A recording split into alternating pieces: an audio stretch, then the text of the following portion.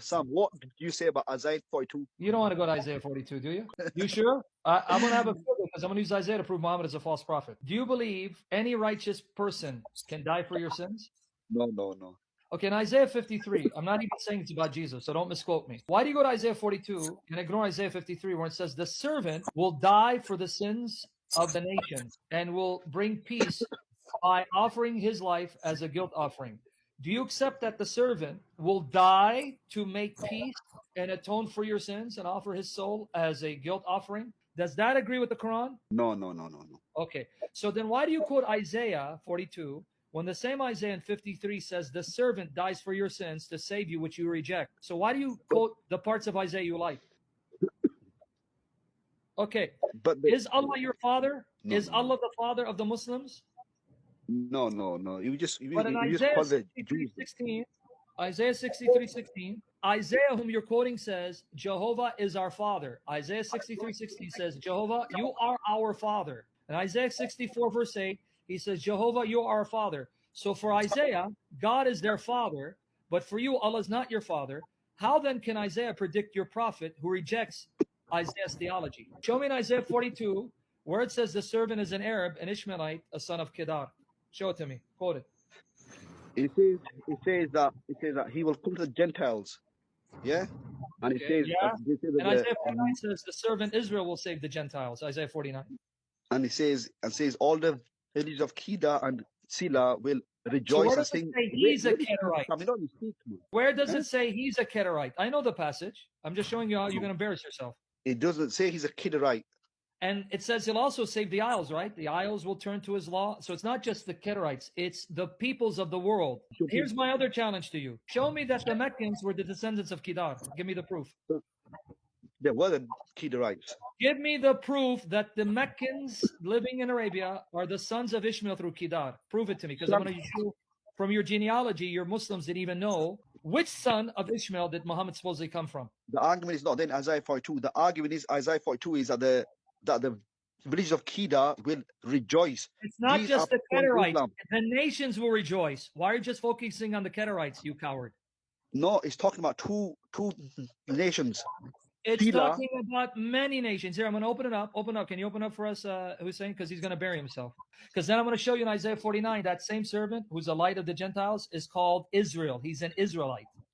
Here's my servant, whom I uphold, my chosen one in whom I delight. I will put my spirit on him, and he'll bring justice to the nations, plural. He will not shout out or cry out or raise his voice in the streets. A bruised reed he will not break, and a smoldering wick he will not snuff out. In faithfulness he'll bring forth justice. He will not falter or be discouraged till he establish justice on the earth, and his teeth, the islands, will put their hope. It's not just one group. This is what God, the Lord Jehovah, says, the creator of the heavens, who stretches them out, who spreads out the earth with all that springs from it, who gives breath to its people and life to those who walk on it. I, Jehovah the Lord, have called you in righteousness. I will take hold of your hand. I will keep you and will make you to be a covenant for the people, a light to the Gentiles, not one group, to open eyes that are blind, to free captives from prison, and to release from the dungeon those who sit in darkness. I am Jehovah, that is my name. I will not yield my glory to another or my praise to idols. See, the former things have taken place, and new things I declare before they spring into being. I announce them to you. Sing to the Lord a new song, his praise from the ends of the earth. You who go down to the sea, I know you're ummi, you can't read. Sea, all that is in it. You islands, all who live in them, let the wilderness and its towns raise their voices. Let the settlements where Kedar lives rejoice. Let the people of Selah sing for joy. Let them shout from the mountaintops. Let them give glory to Jehovah and proclaim his praise in the islands. The Lord will march out like a champion. Like a warrior, he'll stir up his zeal. With a shout, he will raise the battle cry and will triumph over his enemies. Now, you want me to keep reading? Why did you focus on Kedar when the passage says the nations, the Gentiles, the ends of the earth, the sea, the islands, and the wilderness, including the Kedarites who live in the wilderness? It didn't focus on one people group. Why did you? I know it mentions other places, but it's giving you especially names, two names, Kedar and not only two names. It says Sila, and then prove to me this Sila is a Sila in Arabia as opposed to a Sila in a different location, because there are many places that have the same name. I'll give you proof. Basra in Syria, Basra in Iraq. It's the one I think so in Jordan. I think so. This one here, Jordan. I think so is. Okay, so it's not in Arabia. Good. Okay. Now coming back to the issue. It is. My Jordan. question. Jordan is Third time. Arabian. No, Jordan is not Mecca and Medina. So let's try this It's again. in Arabia. It's in Arabia. Jordan were the Ammonites and the Moabites, the descendants of Lot, that God saves. So let's try this again one more time. Why did you focus on Kedar and ignore that this passage is referring to the ends of the earth, the islands, those in the sea, the nations, not just the Kedarites? Why did you just focus on that? It says that this prophecy will bring a new law. The island will have the law, and then it says that the village of Kedar are going to rejoice. The people of Sila will rejoice. Our argument is, the Muslim argument is, is talking about a law going to come to these areas. Which law are these people following Not only today? this area, it's for the whole world, you liar, because it starts at verse 4. He will not Sam, falter you don't or man. be discouraged. He Sam, will not forget it. falter Forget or it. be discouraged till he establishes just. Yeah, there you go. That's it. Okay, now cross-referencing. Remember what I told you guys to remember? The Spirit of God will be upon the servant. He will bring justice to the nations. All nations will turn to him for justice. Remember that second point?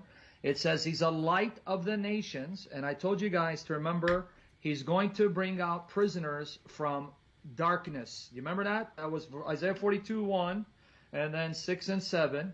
Remember it says that he will bring those prisoners out of darkness because he's the light of the nations and God's Spirit is upon him and he will bring justice to the nations, to the Gentiles.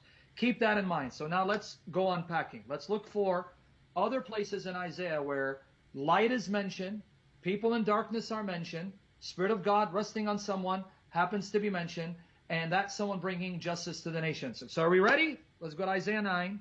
But there will be no gloom for her who was in anguish. In the former time he brought into contempt the land of Zebulun and the land of Naphtali. But in the latter time he has made glorious the way of the sea, the land beyond the Jordan, Galilee of the nations. The people who walked in darkness have seen a great light. Those who dwelt in a land of deep darkness, on them has light shone. Oh, so notice the first connection. People are in darkness, and this great light will shine upon them to bring them out of darkness. And this light will shine forth from where?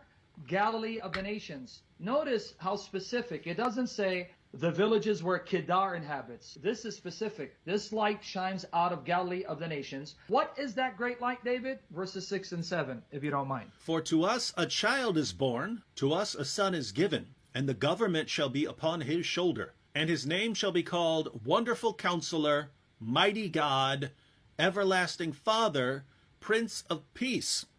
Of the increase of his government and peace there will be no end, on the throne of David and over his kingdom, to establish it and to uphold it with justice and with righteousness from this time forth and forevermore.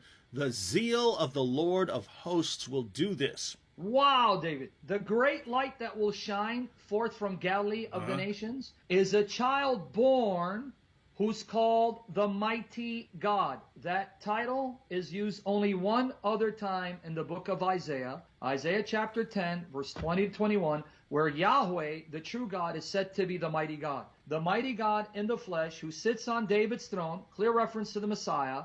He's that light that shines out of Galilee of the nations, in order to bring people out of the darkness that they were sitting in.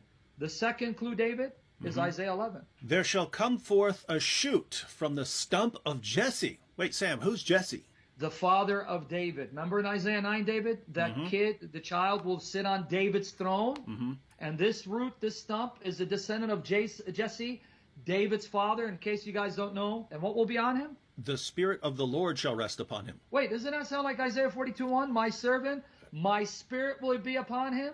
It certainly does. We have prophecy about the servant of Isaiah 42 and this light going out to the nations. But then when we look what that light is, it ain't referring to Muhammad. No way. This is talking about the child who will be born, who will be the mighty God.